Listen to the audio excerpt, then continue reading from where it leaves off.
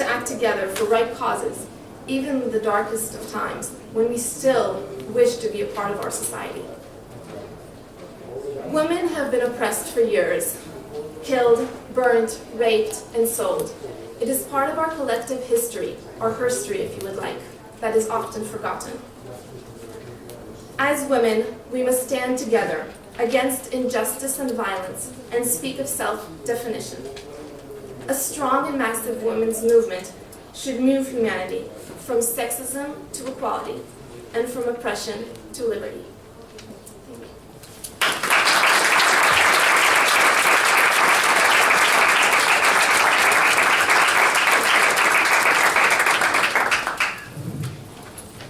Thank you so much for that presentation, for that really powerful story of your own work and of the community that you're building. It was really great. And again, apologies for the disruption at the back of the room. Hopefully we're all sorted now. Despite that, we're still pretty much on time, which is great. I just wanted to kick off the discussion by saying it's so powerful to hear from the colleagues here about all of these different levels of mobilizing, of work, of barriers, of where challenges and discrimination come from, about the multiple layers of oppression, about the different way that the organizations that women themselves are working in face particular challenges to their participation, even when there's a sort of titular acknowledgement and signing on to some of the international policies. What I'm going to do now is just go ahead and sort of collect questions 3 at a time. We have about, if we're careful, about 20 minutes for discussion. I know that a lot of people will want to say something. Please keep your intervention as short as possible. Okay, so I'm going to collect 3 questions. I see one here, one there, and one in green there. So please. And yes, if you could just say your name and your organization as your, yeah. Please use the microphones too. William Paola Cirillo from the Italian Association for Women in Development, and then I have a question. Is there any formal or informal network between the Palestinian women's movement and the Israeli women's movement?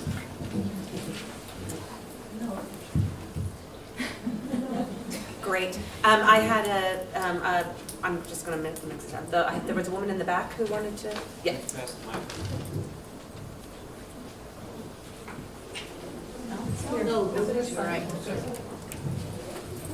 Good morning, maybe afternoon now. I appreciate all of you making this long journey to talk with us. This is a topic I'm learning more about right now. My question is, from what I understand from the other activists I've heard speak about this, a good portion of Israel's economy is based off of military companies, and is it a real fear that if the war was to end and we were to find peace, that it would sort of implode on itself, or is that something that's sort of been blown out of proportion in the media? Great. One additional question over here, and yes, this is great. Optimist International, Katika. How do you cope with the ultra-Orthodox movement in Israel, especially in Jerusalem? Great. And then we just have one quick intervention if you wanted to make that. No, that would be wonderful. Thank you. So I just wanted to speak on behalf of the Permanent Observer Mission of the State of Palestine to thank Ms. Husseini and Ms. Joffe, and of course Ms. Taylor for your moderation, and the chair of the Working Group Malta for this event. I'm very sorry that the other attendees were not able to continue to hear the rest of your contributions and the questions. And while there are, of course, many obstacles to the participation of women in the political sphere and in decision-making, I wanted to give at least a positive example that the Mission of Palestine here at the United Nations has 6 women diplomats to 3 male diplomats. We are involved in representing our country, our people, our cause in this ongoing struggle for freedom, for justice, for peace, for rights. We are involved in decision-making. I am currently the charge d'affaires of the mission. We are involved in negotiations, in the technical and the substantive, drafting of resolutions, negotiating these resolutions, again speaking on behalf of our country and pursuing all of the political, socio-economic, humanitarian issues that are necessary here at the UN. This is, of course, perhaps not representative of the macro, but it is something positive, and it is something that has been gaining momentum in terms of women's representation and participation, at least in the diplomatic sphere. So I just wanted to at least add that to the discussion, and again to thank you both for these very enriching and thought-provoking presentations. Thank you. Thank you so much. Thank you for the very positive example and for the questions. So I'll just go as we did the presentation. So I'll start with you for your response to any and all of the questions that you wish to respond to.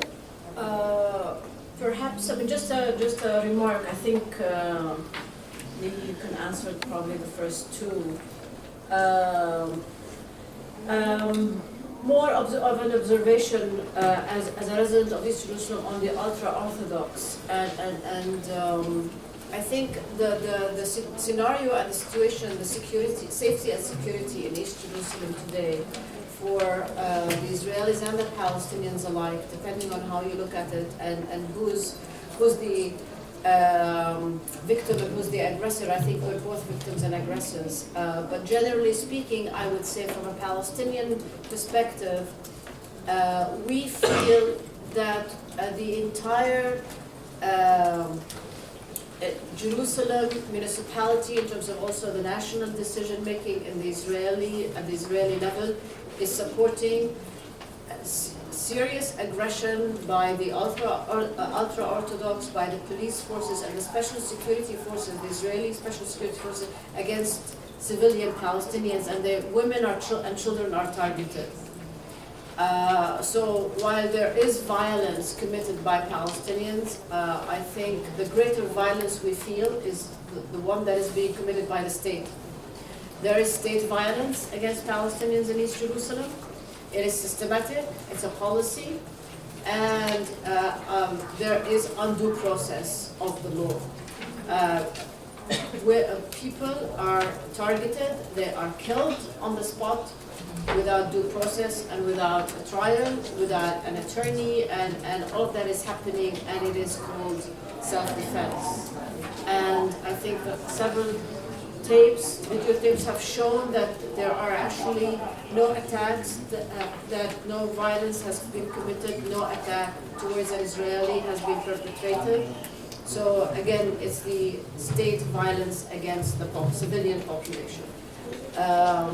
In terms of the Palestinian mission here, I applaud that and I salute you. And I think I agree with you, there's more women participation in the decision-making at the diplomatic level. We see Palestinian women ambassadors, and of course they are decision-makers. So that's a very good start and a very good step, and I appreciate your sharing that with us. Thank you. So continuing your question about the network, we have personal relationships with women living in the West Bank, and sometimes more official, even initiatives in the past years have been. A few years ago, there was during the Women's Day, the 8th of March, a joint initiative in the Kalandia checkpoint on both sides. So we do know that there are sometimes connections in trying to connect women's status on both sides of the occupier and the occupied in creating more joint efforts. Concerning the question about the economical effect, I'm not an expert on that. I do suggest that you look, also the Coalition of Women for Peace has, we have a division on that issue. We have a project. It is something that we know for fact that not only in Israel in that sense, also in a lot of other countries in the world, how much the military and how much war is actually a financial beneficiary to the government and to the state, which is a horrific thing. And there's statistics that I suggest that you look up find what would happen the day after the occupation would end and once there would be peace. I'm sure that profiting from vacation and from creating, if the Middle East would become from, also going a bit further in our imagination to talking about Syria and Egypt and Lebanon and creating a more wider space region in the Middle East, I think that would be much more profiting than continuing to occupy and to kill. Thank you so much. And just to say, one of the places that you can find that data is the Women's International League for Peace and Freedom. Does a lot of work on sort of what the economic costs of this are. So that's just, yes, one place to look at. Can I add something? No, that was it. Of course. So also, Who Profits is also an organization that used to be part of the Coalition of Women for Peace and now is their own organization, NGO. And they talk also about different economical profiting, not only having to do with the military, but also just products and different companies that build on the occupied territories and profit from the land. Take that again. Who profits? Asking who's profiting from the occupation. So I think we'll have time for at least one more round. I have one here. I think there was one here and one here. Oh, okay, and one there. We are going to do one more round, so we'll get you on the next round. So we'll be very quick. We'll start here. Yes. Thank you. I'm Brenda Signora, Director of the Women's Center for Legal Aid and Counseling.